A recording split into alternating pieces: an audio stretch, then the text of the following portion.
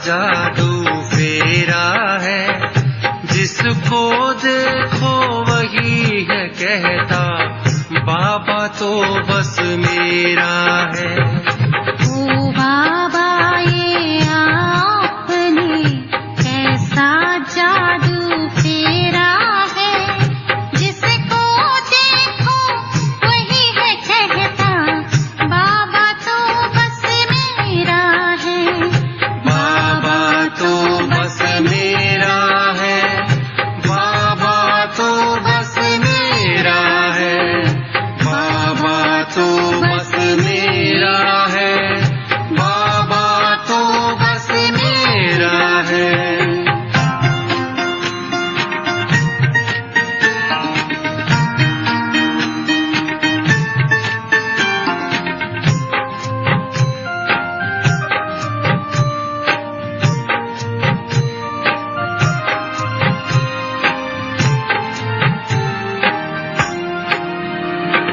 जिसके मिलन को लोगों ने है जाने क्या क्या कर डाला, वो दिल की है सुनता सबके, बैठे सामने दिल वाला।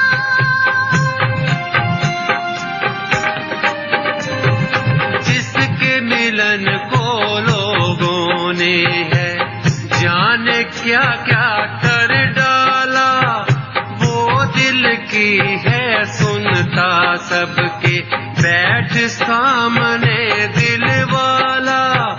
प्रभु मिलन की मस्ती में चमक रहा हर चेहरा है, जिसको देखो वही है कहता, बाबा तो बस मेरा है। बाबा तो बस मेरा है, बाबा तो बस मेरा है, बाबा तो बस मेरा है, बाबा तो बस मेरा है। ओम शांति। जादूगर, रत्नागर, सौदागर जिसे कहा गया, ऐसा प्यारा बाबा हर रोज हम सभी को अपने मधुर मुरली के द्वारा ज्ञान रत्नों की थालियां भर भर कर देते हैं। एक ऐसा सच्चा सौदा करना हम सभी को सिखाते हैं, जिससे हम सभी माला माल हो जाते हैं। लौकिक रीति से भी जब कोई ऐसा कोई सौदा कर लेता है जिसमें उसको इन्वेस्ट कम करना पड़े और प्रॉफिट बहुत ज्यादा मिले, लागत बहुत कम हो और कमाई बहुत ज्यादा हो, तो उसको फायदे का सौदा कहा जाता है। और ऐसा सौदा जिसने कर लिया उसे बहुत चतुर सुजान होशियार व्यापारी कहा जाता है। हम सोचें, प्यारे बाबा के साथ हम सभी ने जो सौदा किया, यूं तो ये हमारा अधिकार है, बाबा के बच्चे होने के नाते बाबा की सारी प्रॉपर्टी के हम हकदार हैं, लेकिन फिर भी सिर्फ लेने की बात नहीं है। बाबा भोलानाथ भले है, लेकिन वो इतना भी भोला नहीं है कि हम कुछ करें ना और वो हमें देता जाए। तो जहां पर करना और पाना दोनों हो गया, तो इसलिए इसको सौदा कहा गया है। देना और लेना दोनों है। तो क्या देते हैं हम और बाबा से क्या लेते हैं, अगर इसको हम गिनती करें, थोड़ा सा दो तराजू के पलड़ों में डालकर इसको तोले, तो क्या दिखाई देता है? कख देते हैं हम, बहुत थोड़ा सा विनाशी तन मन धन हम लगाते हैं बाबा की सेवाओं में। बाबा को कह देते हैं कि ये तुम्हारा, और उसके बदले बाबा से जो हम लेते हैं वो अनगिनत अथाह प्राप्तियां हैं जो न सिर्फ इस जन्म में लेकिन जन्म जन्मांतर कल्प कल्पांतर के लिए हमें भरपूर कर देती है, हमारे भाग्य की, हमारे तकदीर की रेखाएं संवार देती है। तो ऐसा सौदा करने वाले बच्चे तो अवश्य चतुर सुजान कहलाएंगे न। दुनिया में कोई 5 लाख की चीज 5,000 में ले आए तो उसको कहते हैं कि इसने बड़ी होशियारी वाला सौदा कर। तो हमारे जितना होशियार क्या संसार में कोई हो सकता है? एक एक कदम में जो हम पद्मों की कमाई किए जा रहे हैं, वायदा क्या है? सिर्फ सौदा क्या किया कि जो मेरा सो तेरा और तेरा सो मेरा। तो फायदे में कौन रहा? भगवान हमें इतना भर भर के दे रहा है तो जरूर हम फायदे में रहे ना। लेकिन कई बार कई ब्राह्मण आत्माएं, लौकिक वालों की बात नहीं करेंगे, अज्ञानियों की बात नहीं करेंगे, लेकिन ब्राह्मण आत्माएं कई बार ये सौदा करने के बाद उस सौदे को पूरी तरह से निभाती नहीं है। दुनिया में भी कोई सौदा होता है तो उसका एक लिखित रूप में कॉन्ट्रैक्ट बनाया जाता है, और अगर उस कॉन्ट्रैक्ट में दी गई शर्तों के हिसाब से जो भी कंडीशंस डाली हुई होती है दोनों पार्टीज के लिए, अगर उस हिसाब से एक भी पार्टी चलने में कोई कसर छोड़ती है, कोई गड़बड़ कर देती है, तो उसको बहुत ज्यादा भरपाई उसकी देनी पड़ती है। दुनियावी नियम कायदे जिनको पता है वो इस बात को बहुत अच्छे से जानते होंगे कि अगर एक कॉन्ट्रैक्ट हो गया, एक सौदा, एक डील अगर फाइनल हो गई, तो दोनों ही पार्टियों की वो रिस्पॉन्सिबिलिटी होती है उसको पूरी तरीके से निभाने की। अब जहां तक बाबा की बात है, वो सत्यम शिवम सुंदरम है, सच्चा पातशाह है। वो अपने दिए गए वायदे को, अपने किए हुए सौदे को पूरी तरह से निभाता है। लेकिन जहां बात आती है हम बच्चों की तरफ से निभाने, बहुत ऑनेस्टी से गहरी सेल्फ चेकिंग हमें करनी होगी, आत्मनिरीक्षण करना होगा। क्या सच में जो हमने बाबा को कहा कि मेरा सब कुछ तेरा, तो क्या मेरा जो मालिक पने का हक है उस पर से, क्या सच में हमने उसको बाबा को सौंपा है? या सिर्फ कहने के लिए बाबा तेरा घर, बाबा तेरी गाड़ी, बाबा तेरा मकान, ये तन तेरा, ये धन तेरा, ये मन तेरा, कहने में तो बहुत सुंदर लगता है, अच्छा लगता है, लेकिन क्या सच में हमने उसको तेरा कह दिया है? तेरा अर्थात क्या सच में वो बाबा की सेवाओं में लग रहा है? बहुत ऑनेस्टी से, ईमानदारी से, सच्चाई सफाई से खुद को ये झांकने की जरूरत है। भले ही आज की मुरली में बहुत बाबा ने हमारी महिमा की है, जैसे कहते हैं ना कि बाप तो बच्चों को सिर पे चढ़ाते हैं, तो हमें स्वमान दिलाकर हमारी गुणगान करते हुए कि देखो बच्चों ने कितना होशियारी वाला सौदा किया। ये तो बाबा कह रहे हैं, हम मुरली में सुनेंगे, हम वो नशा भी चढ़ाएंगे अपने आप, लेकिन वो नशा चढ़ाते हुए सचमुच इस सौदे के लिए मेरी खुद की जो रिस्पॉन्सिबिलिटी बनती है, इस सौदे में party A and party B जो है, तो पार्टी ए शिव बाबा तो पूरा अच्छे से निभा रहा है, क्या मैं उसको पूरी तरह से निभा रही हूँ? मैं कहीं उसमें गड़बड़ तो नहीं कर रहा हूँ? तेरा कहकर मेरेपन का हक तो नहीं रख रहे हैं हम? ये जरूर चेक करेंगे। मुरली के पॉइंट्स बाबा के दिए हुए स्वमान के आधार पर बहुत अच्छी खुशी का अनुभव करेंगे। क्या देकर क्या मिल सकता है, क्या मिल रहा है, इसकी खुशी की लहरों में भी हम लहराएंगे। लेकिन कहीं किसी कारण से भी मेरी तरफ से कॉन्ट्रैक्ट खत्म नहीं होना चाहिए, ये सौदा कैंसिल नहीं होना चाहिए। ये भी अटेंशन हमें अपने आप को दिलाना। जब वो सौदे की बात हम सुनेंगे, पता चलेगा तोलकर कि हम देते क्या है और लेते क्या है। तो देने में जहां कंजूसी कर दी, देने में जहां पर हाथ पीछे खींच लिया, तो लेने में भी उतना फर्क पड़ेगा।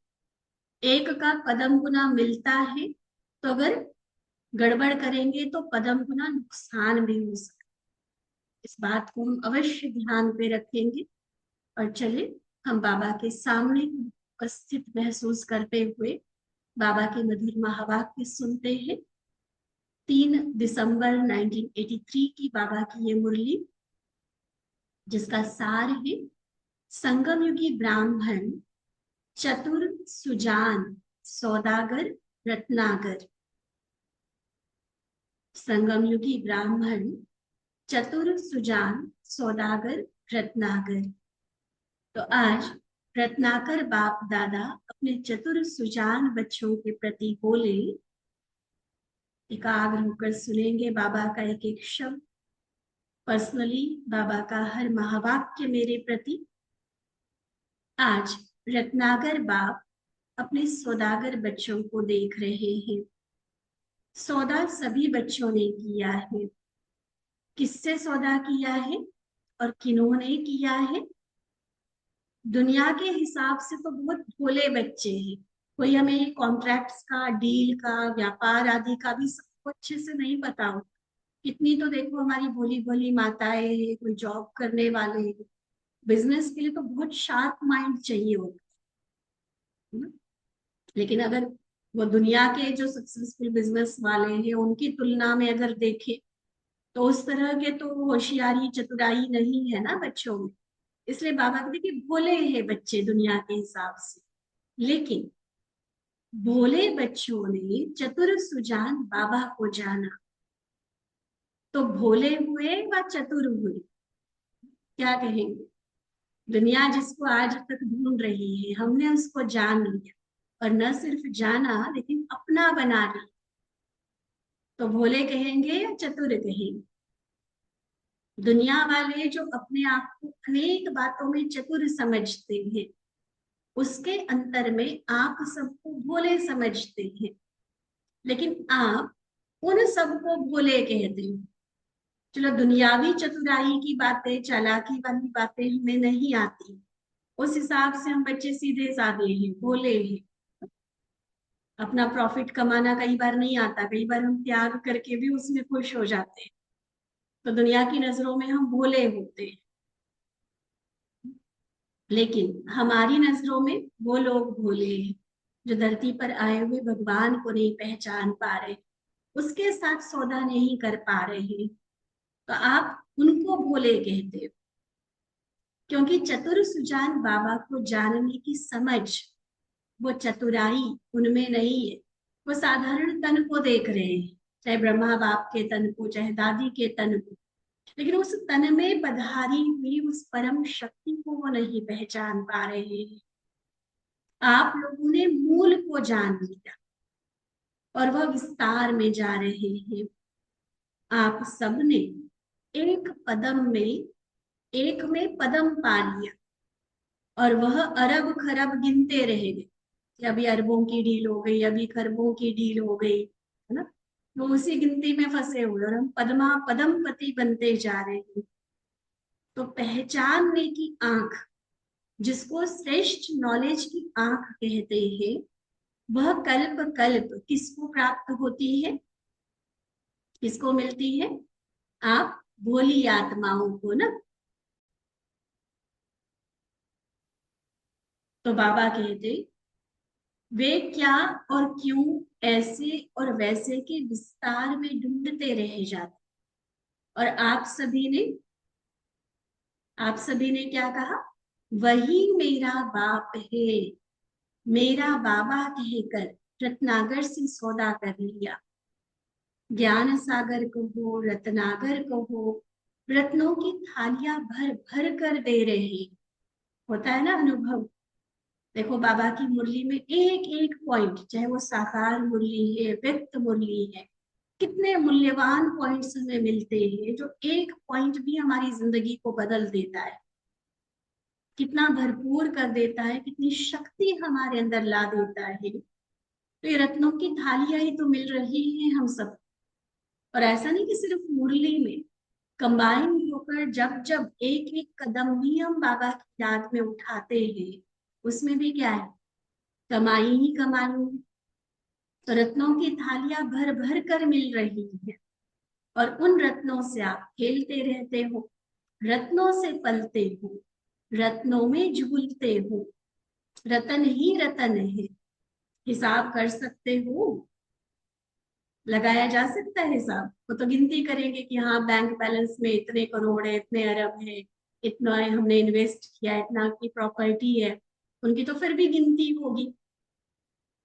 हम जितनी कमाई आज संगम युग पर कर रहे हैं, बाबा की याद में, बाबा की श्रीमत पर अपने जीवन को चलाते हुए, सेवाओं में अपने तन मन धन को सफल करते हुए, उसकी तो गिनती ही नहीं है।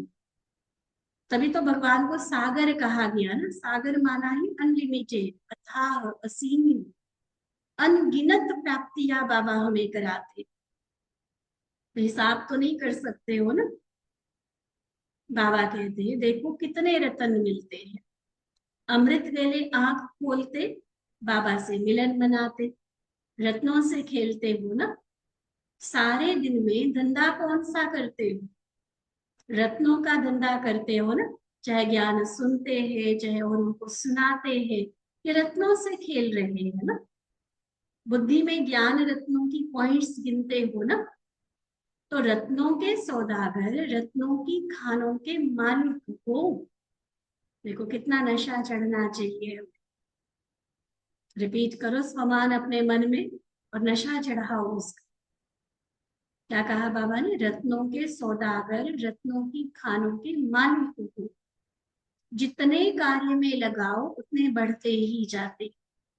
तो सौदा करना अर्थात माला माल बनना। तो सौदा करना आ गया है, सौदा कर लिया है, वह अभी करना है।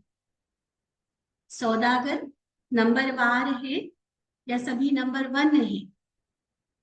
लक्ष्य तो सभी का नंबर वन है, लेकिन नंबर वन, अब लक्ष्य सिर्फ रखने से थोड़ी काम चलेगा, उसकी अब लक्षण बाबा सुना। नंबर वन बनेगा। नंबर वन सदा रत्नों में इतना बिजी रहेगा, ज्ञान गुण शक्तियों के जो भी रत्न बाबा ने दिए हैं, सेवाओं की जितनी विधियां बताई है, यह रत्नों में बिजी रहेगा। तो नंबर वन रत्नों में इतना बिजी रहेगा जो और कोई बातों को देखने, सुनने, सोचने की फुर्सत ही नहीं होगी। माया भी आपको बिजी देखकर वापस चली जाए, उसके लिए भी डू नॉट डिस्टर्ब का बोर्ड लग जाए, नो एंट्री, कि बिजी है वो सभी। किसमें बिजी है? रत्नों से खेलने में, रत्नों से खुद को सजाने में, रत्नों से औरों को सजाने में, उनको दान देने में। तो रत्नों में बिजी है। रत्नों का ही मंथन चल रहा है, रत्नों का ही वर्णन चल रहा है, चिंतन चल रहा है। तो माया के लिए तो फुर्सत ही नहीं होगी कि क्यों किसी और को देखेगा, क्यों किसी परिस्थिति के कारण मन भारी करेगा। नहीं, सदा रत्नों में बिजी। ये नंबर वन की निशानी बाबा बताते। उनको माया को बार बार भगाने की मेहनत नहीं करनी पड़ी। जब बिजी देखेगी ना माया, तो वो स्वतः ही आएगी नहीं हमारे पास। जब हम फ्री होके बैठते हैं ना, फिर हमें बिजी करने के लिए माया आती। तो आज बाप दादा एक तरफ बड़े बड़े नामी ग्रामी नॉलेजफुल कहलाने वाले बच्चों को देख रहे हैं, दुनिया के हिसाब से जो बहुत प्रसिद्ध वीआईपीज होते हैं, बहुत महान व्यक्तित्व जिनको कहा जाता है, बहुत सफल व्यक्ति होते हैं, बड़े बड़े धनाढ्य व्यक्ति होते हैं, विद्वान है, धनवान है, एक तरफ बाबा उनको देख रहे हैं। और क्या देख रहे हैं? कि वो क्या क्या कर रहे हैं। उनको अनेक बातों की समझ है। देखो साइंस क्या, टेक्नोलॉजी क्या, कितनी कितनी बातें हैं उनके पास। उनके पास भी नॉलेज बहुत है, लेकिन एक बात की समझ नहीं है। और उसके अंतर में फिर ब्राह्मण बच्चों को देख रहे हैं। बाप दादा भी दोनों का अंतर देखकर गीत गा रहे थे। आप भी वह गीत गाते हो। कौन सा गीत याद किया होगा बाबा ने, जो ब्रह्मा बाबा को भी बहुत प्रिय लगता था? बाप दादा बच्चों के प्रति यह गीत गा रहे, जो ब्रह्मा बाप आज बहुत मस्ती में गा रहे थे। हम बच्चे वैसे ये बाबा के लिए गीत गाते हैं, आज बाबा बच्चों के लिए गा रहे हैं। हम कौन सा गीत गाते? कितना मीठा कितना प्यारा शिव भोला भगवान। सुना है ना सभी ने गीत? हमने देखा हमने पाया शिव भोला भगवान। ये हम बाबा के प्यार में गाते हैं। आज बाबा ब्रह्मा बाप हम बच्चों के लिए गा रहे हैं कि कितने भोले कितने प्यारे मीठे मीठे बच्चे। जैसे आप लोग बाबा के लिए गीत गाते हो ना, तो बाबा भी बच्चों के लिए यह गीत गाते। ऐसे ही इसी स्मृति स्वरूप में किसके प्यारे हैं किसके मीठे हैं, कौन बच्चों का गीत गाता है। देखो अंदर से ना ऐसे शरीर में रोम रोम खिल जाना चाहिए बाबा की ऐसी बातें सुन। सोचो किसके प्यारे हैं हम, किसके मीठे हैं। कौन कह रहा है मुझे कि तुमसे मुझे प्यार है? कौन बच्चों के गीत गाता है? और यह स्मृति, ये जो स्मृति ये नशा जो चढ़ेगा ना, इसका रिजल्ट बाबा सुना रहे। फायदा क्या होगा इसका? कि यह स्मृति सदा निर्माण बनाए स्व अभिमान के नशे में स्थित कर देती है। दुनिया के मान शांति इच्छा से एकदम फ्री हो जाएंगे, माना निर्माण बनेंगे और अपने स्वमान स्व अभिमान के नशे में रहेंगे। और इस नशे में कोई नुकसान नहीं। दुनिया में जो खाने पीने वाले नशे हैं या ईगो का अहंकार का जो नशा होता है वो बहुत नुकसान करता है, लेकिन ये जो स्व अभिमान का स्वमान का नशा है इसमें कोई नुकसान नहीं। कि मैं किसका प्यारा हूँ, कौन मुझे कहता है रोज मीठे मीठे बच्चे, कौन मेरे गुण गाता है गीत गाता है। तो इस नशे में कोई नुकसान नहीं। तो बाबा पूछते इतना नशा रहता है, या बस मुरली सुनते समय चढ़ता है नशा, फिर सोडा वाटर। बाबा कहते देखो आधा कल आपने भगवान के गीत गाए, चाहे आओ कहकर पुकारा, चाहे उसके गुणगान किए, महिमा के गीत गाए, कीर्तन किए। आधा कल आपने भगवान के गीत गाए और अब भगवान आपके गीत गा रहे हैं। तो दोनों तरफ के बच्चे क्लियर हुआ ना। अज्ञानी में जो वीवीआईपीज है, बड़े बड़े नामी ग्रामी है, विद्वान है, धनवान है, एक तरफ वो बच्चे और एक तरफ दुनिया के हिसाब से भोले लेकिन बाबा को जानने और उससे सौदा करने में चतुर सुजान। तो दोनों तरफ के बच्चों को देख हम और स्नेह में दोनों आ रहे थे। ब्रह्मा बाप को आज भारत के और विदेश के अनजान बच्चे विशेष याद आ रहे हैं। दुनिया वाले तो उनको वीआईपी कहते हैं। वीआईपी का मतलब होता है वेरी इंपॉर्टेंट पर्सन ना, दुनिया के हिसाब से जो उसकी व्याख्या है या पूरा जो शब्द है, वेरी इंपॉर्टेंट पर्सन मतलब बहुत महत्वपूर्ण व्यक्ति। लेकिन बाबा उन बच्चों को वीआईपी अर्थात वेरी इनोसेंट पर्सन के रूप में देख रहे हैं। बेचारे भोले हैं, अनजान है, उनको पता ही नहीं कि भगवान क्या कर रहा है, कितना कुछ लुटा रहा है। ना वो उसको जान पा रहे हैं और ना ही उसकी प्राप्ति कर पा रहे हैं।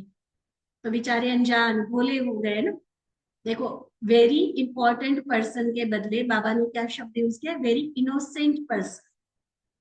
महत्वपूर्ण नामी ग्रामी नहीं, बड़े अनजान से बच्चे हैं, भोले हैं, बाबा को नहीं पहचान पा रहे हैं। आप सेंट हो, सेंट कहा जाता है महात्मा संत। आप सेंट हो और वो इनोसेंट है, अनजान है, अज्ञानी है।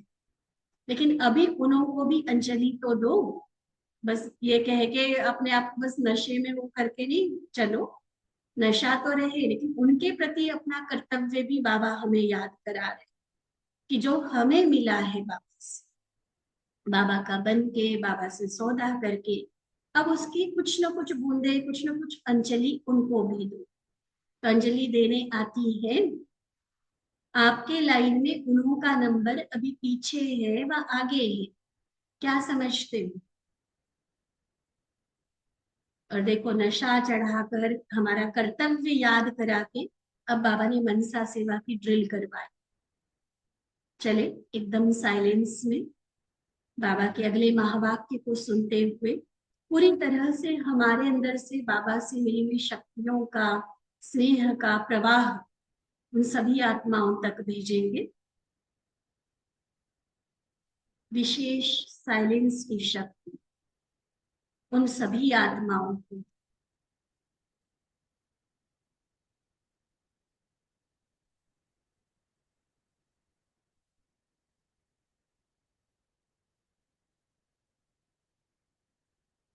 अभी संकल्प उठता है कि कोई सहारा, कोई नया रास्ता मिलना चाहिए। उनके संकल्प बाबा सुना रहे हैं। अभी उनके अंदर वो चाह उत्पन्न हो रही है। अब राह दिखाना आप सबका कार्य है। एकता और दृढ़ता यह दो साधन हैं राह दिखाने। क्लियर है? एकता, आपसी एकमत, संगठन मजबूत होना चाहिए, और दृढ़ता हमारे मन की शक्ति कि जो सोचा वो करना ही नहीं, करे बिना, उसको कंप्लीट हुए बिना आराम नहीं कर, बस करना ही है। चाहे कुछ भी हो जाए, चाहे कितना भी विरोध आए, चाहे कितनी भी अपने भी संस्कारों की बातें पीछे खींचने वाली आ जाए, एकता और दृढ़ता ये दो बातें अंडरलाइन करा रहे हैं। संगठन की शुभ भावना ऐसी आत्माओं को भावना का फल दिलाने के निमित्त बनेगी। सर्व का शुभ संकल्प उन आत्माओं में भी शुभ कार्य करने के संकल्प उत्पन्न करेगा। इसी विधि को अभी से अपनाओ। फिर भी बड़ा कार्य सफल तब होता है जब सबके शुभ संकल्पों की आहुति पड़ती है। समझा? बाप दादा तो यही सभी के प्रति कहते हैं कि कोई भी बच्चा वंचित न रह जाए। आप सभी तो माला माल हो गए ना, हो गए ना बाबा का बने तो। ये भी अपना गीत बना हुआ है ना, बन के बाबा आपके हम कितने धनवान हुए। एक एक लाइन में वो प्राप्तियां गिनी हुई है इस गीत में। कितना कुछ मिला, कैसी तकदीर बदल गई हमारी। अब उनको भी दो। बेचारे डायरेक्ट कनेक्ट नहीं हो पा रहे बाबा से, तो अब हमारे परिवार के भाई बहने होने के नाते अब उनको देना, उनकी उन जरूरतों को पूरा करना, ये हमारा कर्तव्य बनता है। फिर बाबा की पार्टियों के साथ मुलाकात हुई। बाबा पूछते, सभी उमंग उत्साह में हो ना? सभी के मन में एक ही उमंग उत्साह है ना कि बाबा को कैसे प्रत्यक्ष करें। अभी तो स्टेज भी तैयार कर रहे हो ना, स्टेज तैयार कर रहे हो प्रत्यक्षता का झंडा लहराने के लिए। स्थूल झंडा और भी लहराते हैं। आप सभी कौन सा झंडा लहराए? कपड़े वाला झंडा लहराएंगे सिर्फ? क्या करेंगे? वह तो हुआ निमित्त मात्र। शिवरात्रि पर लहराते, कोई नया सेंटर खुलता, नई पाठशाला खुलती, कई तरह के प्रोग्राम्स होते, तो शिव बाबा का कपड़े वाला झंडा तो लहराते हैं, वह हुआ निमित्त मात्र। लेकिन असली झंडा कौन सा लहराए? झंडा तो एक निशानी है ना, प्रतीक है, लेकिन असली झंडा कौन सा? बाबा को प्रत्यक्ष करने का। बाबा आए ही यह आवाज फैलाने का झंडा लहराए, इसकी तैयारी कर रहे हो ना? सभी आत्माएं जो वंचित है, अब उनको रोशनी मिल जाए, रास्ता मिल जाए। यही पुरुषार्थ सभी कर रहे हैं और आगे भी करना है। अभी से यह लहर फैलाएंगे, तब उस समय चारों ओर यह लहर फैला सकेंगे। ऐसी तैयारी की है ना? सदा यह सोचो, जो अब तक कहा नहीं हुआ है वह हम करके दिखाएंगे। नया कुछ करना है। नई बात यही है जो सर्व आत्माओं को परिचय मिले और वह समझे, वर्णन करे, अनुभव करे कि बाप आ गया है। सुनो, परिचय मिले, फिर वो समझे, वर्णन करे, अनुभव करे कि बाप भगवान धरती पर आ चुके हैं। अच्छा, फिर 2-3 प्रश्न हैं जिसके बहुत सुंदर उत्तर बाबा ने दिए हैं। पहला, सबसे बड़ा खजाना कौन सा है जिससे ही ज्ञान और योग की परख होती है? ज्ञान और योग वैसे तो देखो आंतरिक गुप्त चीजें हैं, लेकिन एक ऐसा खजाना बाबा बता रहे जिसके द्वारा पता चलता है कि कोई आत्मा ज्ञान योग में कितनी परिपक्व है। जैसे कई बार कहते हैं ना कि ज्ञान में चल रहे हो या ज्ञान आपके अंदर चल रहा है, तो ज्ञान योग में पक्के होने की निशानी उस खजाने के द्वारा पता चलती। तो बाबा ने उत्तर दिया, सबसे बड़ा खजाना है खुशी। चाहे कितना भी ज्ञान हो, योग हो, लेकिन खुशी की प्राप्ति अगर नहीं तो ज्ञान ठीक नहीं है। कोई भी बात, कोई भी व्यक्ति, कोई परिस्थिति मेरी खुशी को गायब कर ली, माना मेरा ज्ञान कच्चा है। चेक करना अपने आप। वैसे भले हम लेक्चर्स देते होंगे, क्लासेस कराते होंगे, लेकिन अगर मेरी खुशी किसी भी कारण से गुम हो रही है तो इसका मतलब मेरा ज्ञान ठीक नहीं है, सब्जेक्ट कच्चा है मेरा। बाबा तो कहते कोई भी परिस्थिति आ जाए खुशी गायब नहीं हो सकती। अविनाशी बाप का अविनाशी खजाना मिला है, इसलिए खुशी कभी गायब नहीं हो सकती। योग लगाते लेकिन खुशी नहीं तो माना योग ठीक नहीं है। कई योग में भी ऐसे बैठे रहेंगे जैसे जबरदस्ती बिठाया हुआ, या इतना सीरियस चेहरा करके बैठेंगे ना जैसे पता नहीं अंदर क्या तकलीफ आत्मा महसूस कर रही है। नहीं, योग ठीक है तो ऑटोमेटिकली वो चेहरे पर प्राप्ति की खुशी, वो प्रसन्नता, वो संतुष्टता का भाव झलकेगा।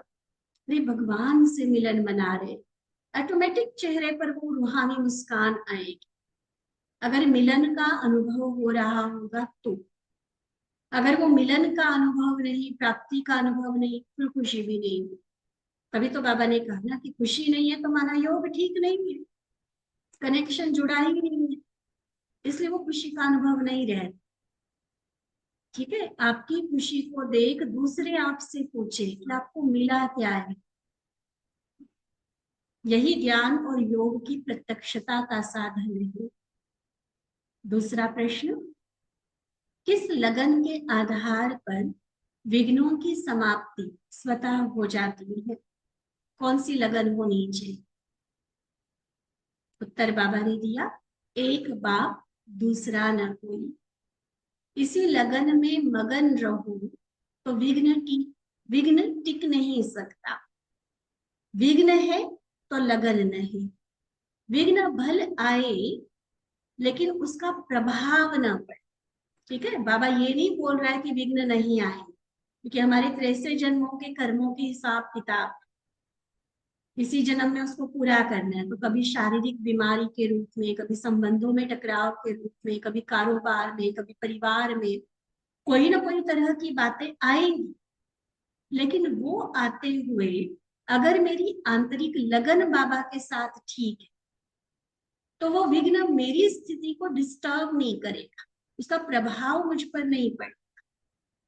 जब स्वयं प्रभावशाली आत्मा बन जाते तो किसी का प्रभाव नहीं पड़ सकता। जैसे सूर्य को चाहे कितना भी छिपाने की कोशिश कर, लेकिन छिप नहीं सकता, सदा चमकता रहता है।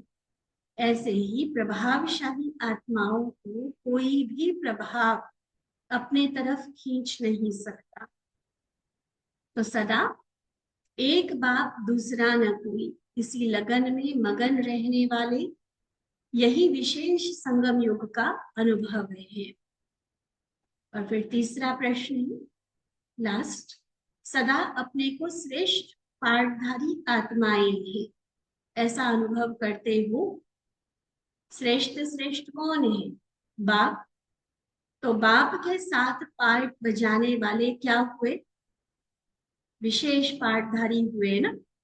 ऊंचे से ऊंचे बाबा के साथ पाठ बजाने वाली मैं श्रेष्ठ आत्मा हूं, ये सदा याद रहे। कितना सिंपल लेकिन कितना पावरफुल स्वमान बाबा ने। क्या याद रहे? ऊंचे थे ऊंचे बाबा के साथ पाठ बजाने वाली मैं विशेष आत्मा, श्रेष्ठ आत्मा हूं।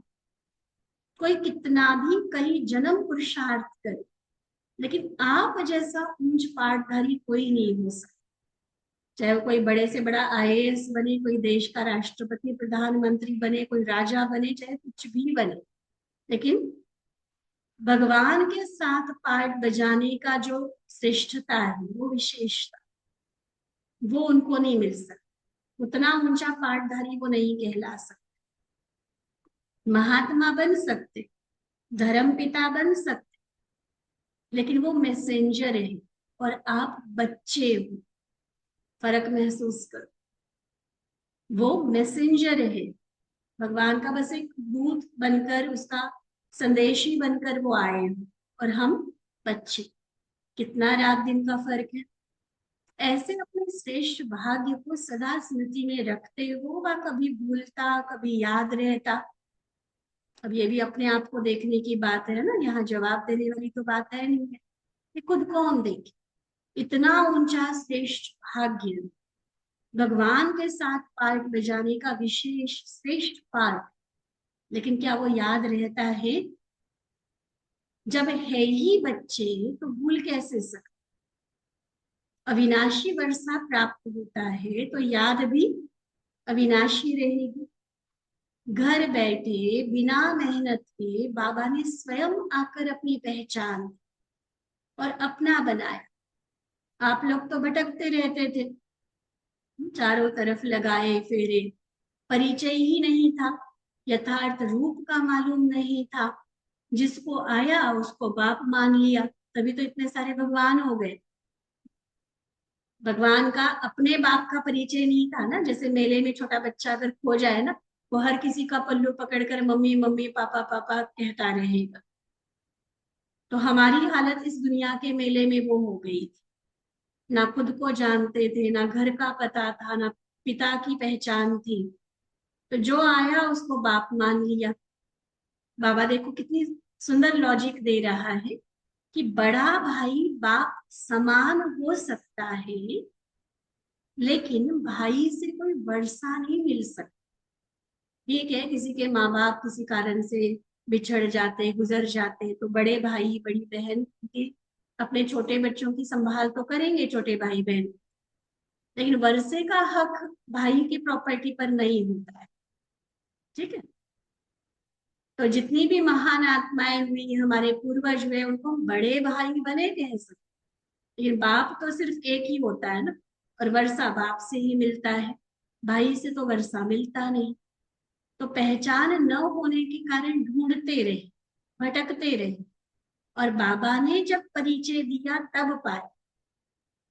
तो ऐसे खुशी के खजाने में सदा खेलते रहो, मिट्टी से नहीं खेलना। आज तो रत्नों की थालियां भर भर कर दी है, मिट्टी से क्यों खेलना? मिट्टी माना व्यर्थ बात, निगेटिव बात, क्यों उसके चिंतन मनन वर्णन में जाना? बस निकाल दो, बुद्धि से भी निकाल दो, जीवन से, रत्नों से खेल। छोटे कुल के बच्चे मिट्टी से खेल, रॉयल बच्चे कभी मिट्टी से नहीं खेल सकते, वो तो सदा रत्नों से खेली। और हम कितने ऊंचे बाप के बच्चे हैं, रॉयल में भी रॉयल है ना। दुनिया के बड़े बड़े वीआईपीस को भी आज बाबा ने हमारे सामने भोले भाले कह दिया। तो इतने रॉयल बाप के बच्चे अपनी इस रॉयल्टी में हमेशा टिके रहे। रॉयल्टी या छोटा कुल बड़ा कुल, या कोई दुनियावी रीति से जात पात की बात, ऊंच नीच की बात नहीं कर रहा है। ये आंतरिक अपने स्वमान की बात, कि हम उन कलयुगी नेगेटिव बातों में, विकारी बातों में, उसमें हम अपने मनोरंजन का साधन नहीं बना सकते। जो कई बार अभी भी ब्राह्मण बच्चे लगे रहते मोबाइल में, टीवी में, आपसी गपशप में, गॉसिप में, तो वो है मिट्टी से खेल। क्यों क्या कैसे में जो जाते रहते हैं। चाहे कई बार यज्ञ के सिस्टम की बातें करते हैं कि ऐसे हुआ, ऐसे नहीं होना चाहिए था, वो किया, फलाने ने हमारी दीदी ऐसी, फलानी वैसी। नहीं, ये सारा मिट्टी से खेलना है, और रॉयल कुल के बच्चे इस तरह की मिट्टी से नहीं खेलते।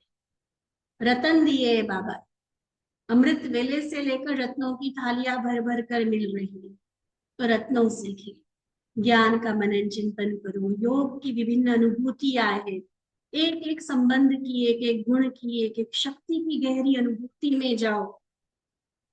योग के अलग अलग प्रयोग करो, चाहे अपने संस्कार के लिए, चाहे किसी विघ्न को मिटाने के लिए। अलग अलग गुणों का चिंतन करके एक एक गुण पर अभ्यास करें हम। एक सप्ताह के लिए मैंने इस गुण की प्रैक्टिस करके देखनी, पूरी तरह से मैंने इसको अपना बना लेना है, मेरी नेचर बन जाएगी मधुरता का, मेरी नेचर बन जाइए सरलता का, हर्षित मुक्ता, मुझे किसी रीजन की जरूरत ना पड़े हंसने के लिए, मुस्कुराने के। तो ऐसे ये होता है रत्नों से की सेवा के अनेकों तरीके। आज एक एक विंग में ही इतने इतने तरह के कोर्सेस है, इतने तरह के टॉपिक्स है। करो तैयार, अलग अलग वर्गों की सेवा करें, अलग अलग गांवों की है, वीआईपी की अलग है, हर तरह के लोगों की सेवाओं के तरीके अलग है। तो ये होता है रत्नों से खेल, जिसको बाबा ने कहा कि ऐसे जब रत्नों से खेलने में बिजी रहेंगे तो माया भी आपको देख कर चली जाए, वो भी आपको डिस्टर्ब नहीं करेगी, स्वतः हार मान लेगी। तो रॉयल कुल के बच्चे रत्नों से खेलने वाले, ठीक है ना? तो पसंद है ना सभी को रत्नों से खेल। अच्छा, ऐसे श्रेष्ठ सौदा करने वाले श्रेष्ठ सौदागर, सदा रत्नों से पलने और खेलने वाले मास्टर रत्नागर, बाबा के अति स्नेही सदा सहयोगी सिकिलधे, पहचानने के नेत्रधारी, सदा सेवाधारी, सदा मेरा बाबा के गीत गाने वाले, विशेष आत्माओं के प्रति बाप दादा का याद, प्यार और नमस्ते।